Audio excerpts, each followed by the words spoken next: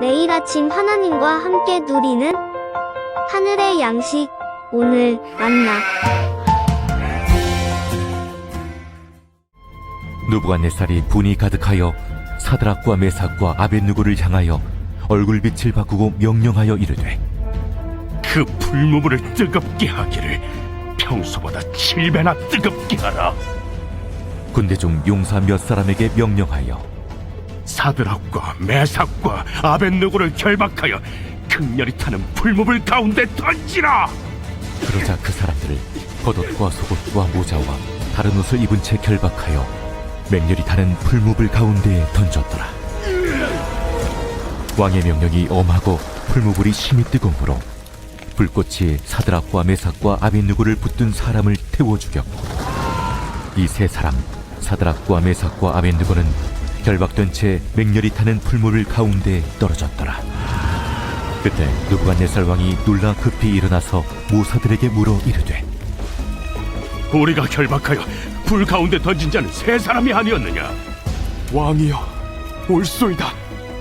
내가 보니 결박되지 아니한 네 사람이 불 가운데로 다니는데 상하지도 아니하였고, 그 넷째 모양은 신들의 아들과 같도다.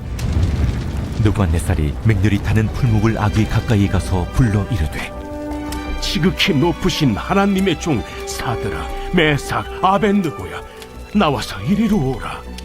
하매 사드락과 메삭과 아벳느고가 불 가운데서 나온지라. 총독과 제사와 행정관과 왕의 모사들이 모여 이 사람들을 본즉 불이 능히 그들의 몸을 해하지 못하였고, 머리털도 그을리지 아니하였고, 겉옷빛도 변하지 아니하였고, 불탄 냄새도 없었더라. 느부갓네살이 말하여 이르되, 사드락과 메삭과 아벳느고의 하나님을 찬송할지로다. 그가 그의 천사를 보내사 자기를 의뢰하고 그들의 몸을 바쳐 왕의 명령을 거역하고 그 하나님 밖에는 다른 신을 섬기지 아니하며 그에게 절하지 아니한 종들을 구원하셨도다. 그러므로 내가 이제 조서를 내리노니 각 백성과 각 나라와 각 언어를 말하는 자가 모두 사드락과 메삭과 아벳느고의 하나님께 경솔히 말하거든 그 몸을 쪼개고 그 집을 거름토로 삼을지니 이는 이같이 사람을 구원할 다른 신이 없음이니라. 왕이 드디어 사드락과 메삭과 아벳느고를 바벨론 지방에서 더욱 높이니라.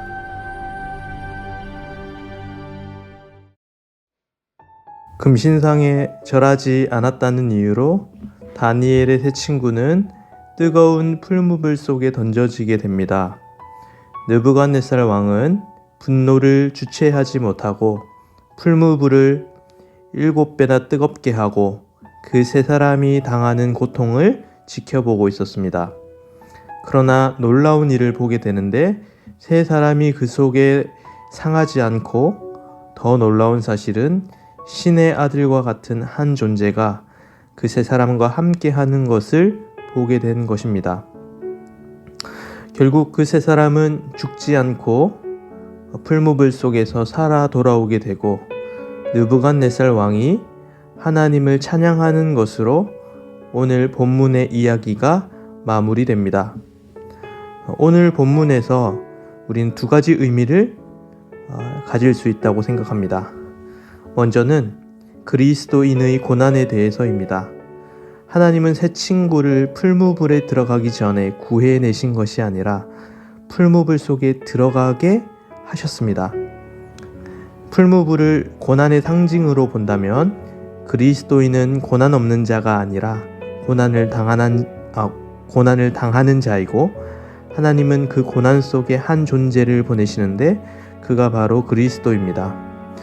그리스도인에게 주시는 위로는 하나님은 우리의 고난을 없애주시겠다 하신 것이 아니라 그 고난 가운데 내가 함께 하시겠다라는 말씀입니다. 예수님은 임마누엘, 고난 가운데 우리와 함께 하시는 분이십니다. 우리의 모든 상황과 환경 가운데, 우리의 고통 가운데 우리와 함께 하시는 분이십니다. 지금도 고민하고 고통스러워하고 힘들어하고 슬퍼하는 가운데 우리 주 예수 그리스도께서 함께 하십니다. 둘째로 그들은 풀무불 가운데, 즉 죽음 가운데서 다시 살아 돌아왔다는 것입니다. 이 말은 그리스도인이 불사한다는 말이 아닙니다. 죽었던 나사로가 다시 살아났을 때 나사로는 시간이 지난 후에 다시 죽게 되었을 것입니다. 그 이야기의 핵심은 하나님을 의지하는 자는 죽지 않는다는 것이 아니라 하나님께서는 그 죽음을 이기셨다는 것을 우리에게 알려주고 있습니다. 즉 우리에게 부활의 소망이 있다는 것을 알려주고 있습니다. 새 친구와 그 안에 함께한 한 존재로 인하여 우리가 알 수 있는 사실은 죽음을 이기신 하나님의 능력입니다. 그의 아들 그리스도는 미리 우리에게 부활하신 몸을 보여주심으로 우리에게 부활의 첫 열매가 되어주셨습니다.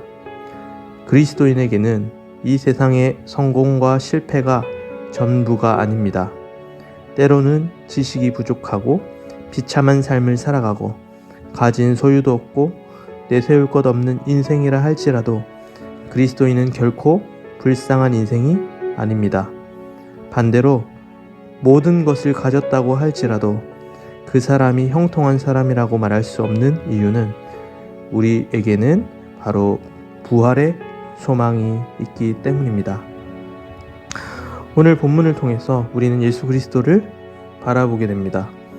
우리의 삶이 풀무불과 같을지라도 우리에게는 그리스도가 함께 우리의 아픔에 동참하시며 우리가 받은 고난을 함께 당하심으로 우리를 누구보다 잘 이해하시고 우리에게 위로를 주시는 분이십니다.